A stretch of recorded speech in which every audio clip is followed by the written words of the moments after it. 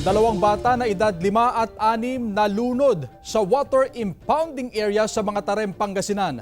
Nakaalerto si Claire Lacanilaw.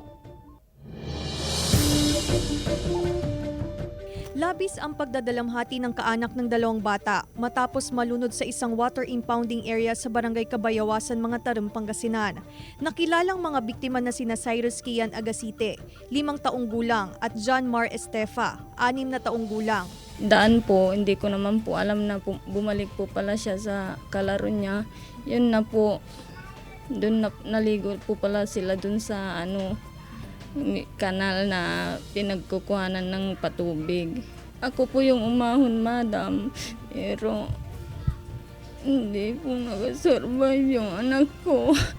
Naghahanap yung parents, yung nanay, nakita na lang niya na lumulutan ng isa.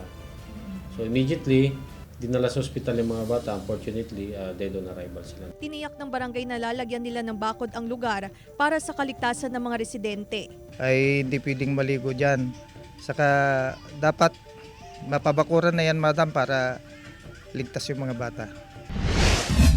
Samantala nasawi ang 17 anyos na si John Jomer Nepasena matapos malunod sa Marusay River na bahagi ng Barangay Kesban, Kalasyaw, Pangasinan.